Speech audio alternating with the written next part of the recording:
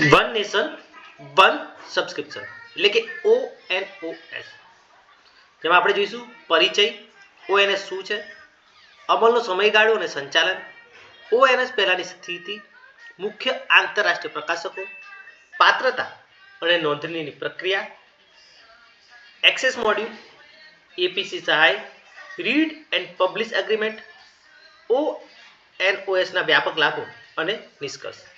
પરિચય જોઈએ તો 15 ઓગસ્ટ 2022 ના રોજ રેડ ફોર્ટ પરથી દેશને સંબોધિત કરતા ભારતના પ્રધાનમંત્રીએ જય અનુસંધાનનો ઉલ્લેખ કરીને સંશોધન અને નવીનતાને રાષ્ટ્ર વિકાસનો આધારસ્તંભ ગણાવ્યો હતો.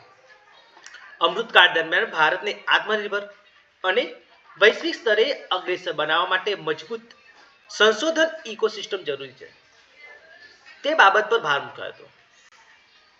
NEP 2020 પણ ઉચ્ચ શિક્ષણમાં ગુણવત્તાસભર સંશોધન, આંતર વિષયક અભ્યાસ અને વૈશ્વિક જ્ઞાન પ્રાપ્તિ પર વિશેષ ભાર મૂકે છે.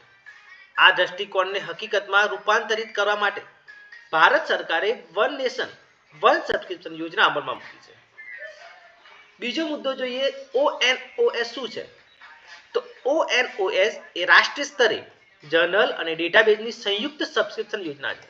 તેના અંતર્ગત દેશની તમામ પાત્ર સરકારી ઉચ્ચ શિક્ષણ સંસ્થાઓ અને કેન્દ્ર સરકારની R&D સંસ્થાઓને વિશ્વ પ્રસિદ્ધ આંતરરાષ્ટ્રીય પ્રકાશકોના જર્નલો અને સંશોધન ડેટાબેઝ સુધી સમાન અને નિઃશુલ્ક એક્સેસ મળી રહેશે. મુખ્ય હેતુ જોઈએ તો દેશવ્યાપી સમાન જ્ઞાનનું એક્સેસ, સંશોધનની ગુણવત્તામાં વધારો કરવો, વૈશ્વિક પ્રકાશનોમાં ભારતીય લેખકોની સંખ્યા વધારવી, ટાયર 2 અને 3 ના શહેરોની સંસ્થાઓને સશક્ત બનાવી અને સંશોધન પ્રક્રિયામાં સરળતા લાવી. આ યોજના હેઠળ અંદાજે 1.8 કરોડ વિદ્યાર્થી, પ્રાધ્યાપકો, સંશોધકો અને વૈજ્ઞાનિકોને સીધો લાભ મળશે. અમલનો સમયગાળો અને સંચાલન તો ONOS ની શરૂઆત 1 જાન્યુઆરી 2025 થી કરવામાં આવી છે. ફેઝ 1 માં 2025 થી 27 માટે મંજૂરી છે. આ યોજનાનું સંકલન ઇમ્પ્લિમેન્ટ સેન્ટર દ્વારા કરવામાં આવે છે, જે UGC હેઠળનું સ્વાયત્ત આંતર વિશ્વવિદ્યાલય કેન્દ્ર છે. બધા જ સભ્ય સંસ્થાઓ માટે એકીકૃત પોર્ટલ ઉપલબ્ધ છે. ONOS પહેલાની પરિસ્થિતિ જોઈએ તો ONOS પહેલા જનરલ સબસ્ક્રિપ્શન વિવિધ મંત્રાલયો અને વિભાગો દ્વારા અલગ અલગ કન્સોર્શિયા મારફતે લેવામાં આવતું હતું. ઉદાહરણ તરીકે ઈશોધ Sindhu, NKRC, DRDO કન્સોર્શિયમ, ERMED, Sera, ડેલ્કોન, DAE અને DOS કન્સોર્શિયમ. આ વિખરાયેલી પ્રણાલીને એકીકૃત કરીને ONOS હેઠળ એક જ રાષ્ટ્રીય પ્લેટફોર્મ પર લાવવામાં આવ્યું છે, જે ખર્ચમાં બચત અને સંચાલનમાં સરળતા લાવે છે. મુખ્ય આંતરરાષ્ટ્રીય પ્રકાશકો જોઈએ તો ONOS હેઠળ 30 મોટા આંતરરાષ્ટ્રીય પ્રકાશકોના હજારો જર્નલો ઉપલબ્ધ રહેશે. કેટલાક મહત્વપૂર્ણ પ્રકાશકો નીચે મુજબ છે: Elsevier, Springer Nature, Wiley, Taylor and Francis, IEEE, Oxford University Press, Cambridge University Press, Sage Publishing, American Chemical Society, Royal Society of Chemistry, Association for Computing Machinery વગેરે.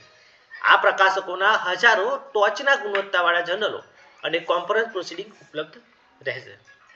પાત્રતા અને નોંધણીની પ્રક્રિયા જોઈએ તો પાત્ર સંસ્થાઓ છે કેન્દ્ર અને રાજ્ય સરકારની હાયર એજ્યુકેશન ઇન્સ્ટિટ્યુશન, કેન્દ્ર સરકારની R&D સંસ્થાઓ એટલે કે દરેક સરકારી કોલેજ અને યુનિવર્સિટીઓ. નોંધણી માટે જરૂરી માહિતી તો સંસ્થાનું નામ આપવાનું છે, AISHE કોડ અનિવાર્ય છે, જો ના હોય તો પહેલા એનું રજીસ્ટ્રેશન કરવું ફરજિયાત છે, તથા નોડલ ઓફિસરની વિગતો. AISHE કોડ માટે અરજી AISHE પોર્ટલ પર કરવી પડશે. R&D સંસ્થાઓ માટે સંબંધિત મંત્રાલયની મંજૂરી જરૂરી છે. એક્સેસ મોડ્યુલ જોઈએ તો બે પ્રકારના છે. એક સ્ટેટિસ્ટિક IP ધરાવતી સંસ્થાઓ, તો જે કેમ્પસ વાઇડ ઓટોમેટિક એક્સેસ મળે છે, કોઈ અલગ લોગિનની જરૂર નહીં પડે. ઓફ કેમ્પસ એક્સેસ ઇમ્પિન મારફતે મળશે. જો સ્ટેટિસ્ટિક IP ન હોય તેવી સંસ્થાઓ માટે ઇમ્પ્લિમેન્ટ દ્વારા સેન્ટ્રલાઇઝ લોગિન સિસ્ટમ છે, જે લાઇબ્રેરી દ્વારા યુઝર ID અને પાસવર્ડ કરી આપવામાં આવશે. APC એટલે કે આર્ટિકલ પ્રોસેસિંગ ચાર્જ સહાય ONOS હેઠળ પસંદ કરાયેલા ગુણવત્તાસભર ઓપન એક્સેસ જર્નલોમાં પ્રકાશન માટે એપીસી ફી કેન્દ્ર સરકાર દ્વારા ભરવામાં આવશે.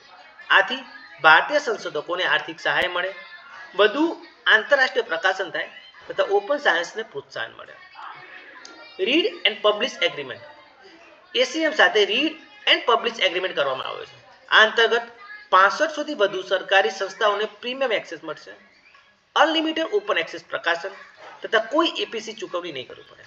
આ ખાસ કરીને કોમ્પ્યુટર સાયન્સ અને આઈટી ક્ષેત્ર માટે ખૂબ જ લાભદાયી છે. ઓએનઓએસના વ્યાપક લાભો જોઈએ તો શૈક્ષણિક લાભ, જેમાં વિશ્વ સ્તરીય સંશોધન લેખોનો એક્સેસ મળશે, ગુણવત્તાસભર રિસર્ચ પ્રોજેક્ટ બનશે. સંસ્થાગત લાભ જોઈએ તો ખર્ચમાં ઘટાડો, એકીકૃત સંચાલન અને રાષ્ટ્રીય લાભમાં વૈશ્વિક રેન્કિંગમાં સુધારો, ભારતીય સંશોધનોનું આંતરરાષ્ટ્રીય પ્રતિષ્ઠા વધારશે તથા વિકસિત ભારત એટ 2047ના વિઝનને મજબૂત આધાર મળશે. નિષ્કર્ષ જોઈએ તો one nation one subscription Bharat માટે સંશોધન ક્ષેત્રમાં ક્રાંતિરૂપ પગલું છે. આ યોજના દ્વારા દેશના દરેક વિદ્યાર્થી, પ્રોફેસર અને સંશોધકોને સમાન અને ઉચ્ચ ગુણવત્તાવાળી જ્ઞાન સંપદા પ્રાપ્ત થશે. આ યોજના જય અનુસંધાનના આહવાનને સાકાર કરતી અને ભારતને વૈશ્વિક સંશોધન કેન્દ્ર તરીકે સ્થાપિત કરવા માટે મહત્વપૂર્ણ સાબિત